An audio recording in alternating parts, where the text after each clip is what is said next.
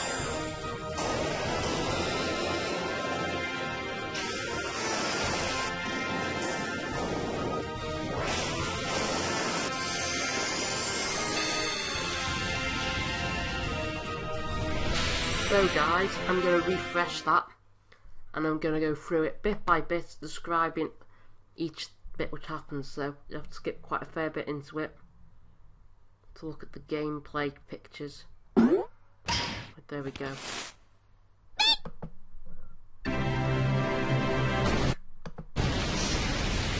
I personally think about this bit with Groudon and Kyogre is that if these are in the in-game graphics, I'll tell you what, I'm going to be super hyped for this game even more. So there's Groudon and there's Kyogre. Also, what it reminds me of, they're like dinosaurs with the cries and that. They seem slightly different. I think that's pretty cool. Kyogre looks near like an electric type with that yellow like bulge or whatever in his body. So I don't think he will be. I don't think he is electric water. Otherwise they would have revealed that by now. But yeah, carry on. Pause it quickly just here. What I think, this is Mount Chimney. Looks pretty obvious to me. Can't really see much else there. So you might be able to see Sootopolis over that sort of area, or Mosdeep, one of the two. Yeah, that's about it for that bit. So there's the art. For this, they've obviously taken the graphics from X and Y specifically for the Pokemon. But the thing I find is that in the original Pokemon Ruby and Sapphire games, it's Professor Birch's bag. So whether this is final footage, we'll have to wait and see. But I don't think it is. See, there's a brief still of Brendan's character. I don't think there will be any any customizations you can make on the characters.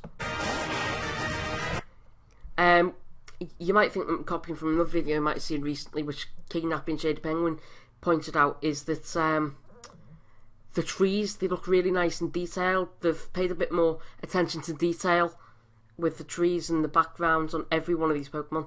We'll go on to the next one. Treecko was there. Just bring that back a second.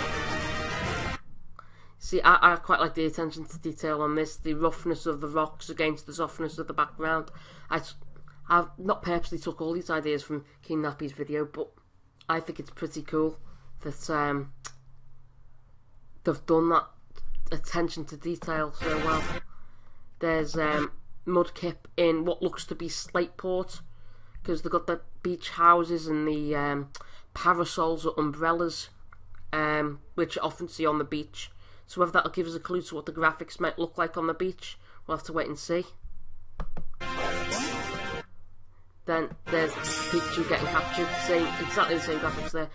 The thing about Roxanne here is that the badge isn't filled in, so maybe they'll do a separate cutscene after you've beat her, if you beat her, which most of you should, because it's quite an easy gym if you have a water type. But I think it will be filled in, because they wouldn't show you this unless it gets filled in later on. Just pull that back a brief second. See, that looks to be the area in between Petalberg Woods and Rustboro, the entrance way through.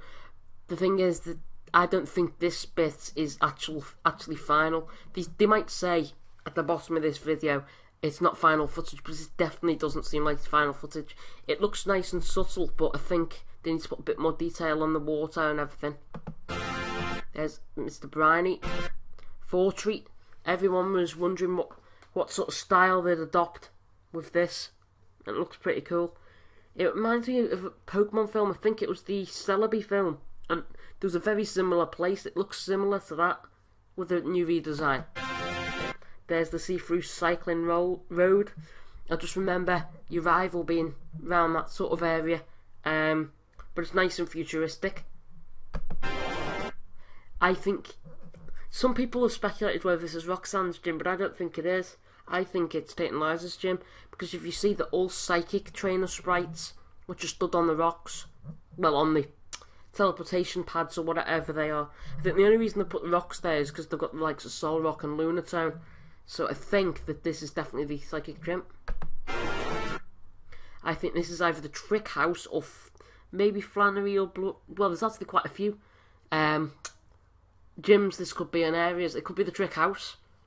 It could be Flannery's gym, because steam does come out of there, as you can see over there in the background.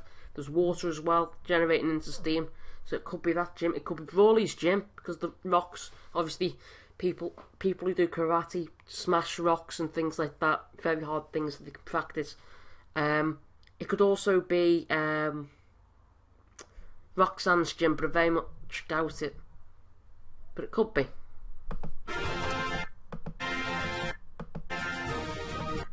There's Stephen Stone, that's what he says. He says, Mega Evolution is a phenomenon that has long been shrouded in mystery. Most people thought he was saying that in Japanese, because we couldn't quite read it, but many people had a rough translation of it, that it might be talking about he's trying to investigate Mega Evolution, but he's saying it is a phenomenon. So he obviously knows something about it, but there's still many things shrouded in mystery as to how many there are and how many different type changes there are and things like that. Here's Team Aqua and Magma's base. I'd say Team Aqua, the reason why they've had the soft sort of feel to it is because it's ocean, it's natural, whereas Team Magma took the darker approach because it's like mechanical stuff and technology they're using in evil ways. If you look on Archie's chain, there's like a keystone type thing for maybe a Mega Evolution. You'll see. On Maxi, you might not be able to see it, but you might have seen it on some other videos. That's maybe a Mega Stone as well. You might not be able to see it, but it's definitely on Archie, so it will be on Maxi's. And their ace Pokemon are Sharpedo and what's his name? Camerupt. So they'll probably get Megas. There's another look at the Brendan and Mace sprites. Look pretty decent to me. There's a Mega Bangle. 3 Megas. The split screen between the 3 of them. Sceptile looks cool. I don't know what Swampet's doing when he's flailing his arms in the air, but there you go. See, there's a better view of Sceptile's tail. and all the mega symbols above them. As you notice, look, his tail's gone. So I think he shoots it off when he uses certain moves, like Leaf Storm or Cannon moves, if he learns any. It's not on Swampert. Overheat on. Down, Hydro Pump on. And then here's the big bit, which is Kyogre and Groudon. And there's their new forms, which look really cool. There was a few screenshots, which I might not be able to show you now. I might show you on Twitter or something. But if you go on Cerebi.net and go on not X and Y, Omega Ruby and Alpha Sapphire, and then click screenshots, it should come up with the orbs right next to their names when they go into their primal or ancient devolution forms. I think they've been announced as primal forms, and more importantly, Groudon is now fire ground, which when I was younger, growing up, I first thought that Groudon was a fire type, but he is now, and it makes Kyogre even more likely to knock him out anyway. That's about it for this video, this update video. I'll be back if there's any more announcements during E3. It might disturb my timetable even more about when I upload videos. But either way, tomorrow I will be doing my Pokemon Rumble.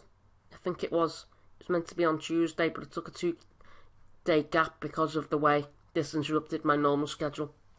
So apologise for that. But I'll see you guys next time. Thanks for watching. Don't forget to rate, comment, subscribe.